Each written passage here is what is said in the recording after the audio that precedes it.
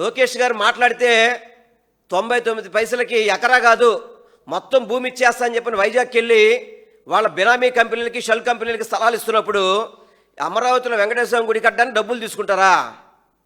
ఇంతవరకు టీటీడీ చరిత్రలో ఎప్పుడైనా కానీ గుడి కట్టడానికి స్థలం కొన్న దాఖలు ఎప్పుడైనా ఉందా?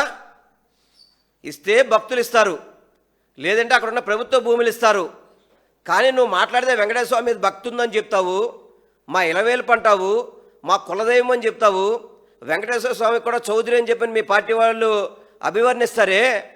అటువంటి వెంకటేశ్వర స్వామికి ఎకరా 50 లక్షలు చెప్పిన 12.5 కోట్లు డబ్బులు తీసుకుంటారా? ఇదేనా మీకు వెంకటేశ్వర స్వామి మీద ఉన్న భక్తి? ఇదేనా మీరు చేసేది? అమరావతిలో ఎన్ని కంపెనీలకు స్థలాలు ఉచితంగా ఇచ్చారండి మీరు? ఎంతమందికి ఇచ్చారు స్థలాలు? ఆ స్థలాల్లో వెంకటేశ్వర స్వామికి 25 ఎకరాలు ఇవ్వలేరా మీరు? మీరు కాకపోయినా భక్తులు అడిగితే ఇస్తారు కదా 25 ఎకరాలు కావాలంటే. అమరావతిలో దేవుడి గుడి కడుతున్నామంటే చాలామంది రైతులే ముందుకు వస్తారు.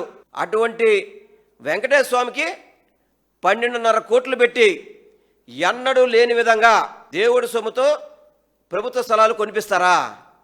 ఇదేనా మీకు దేవుడి మీద ఉన్న భక్తి అంటే? ఇదేనా మీరు?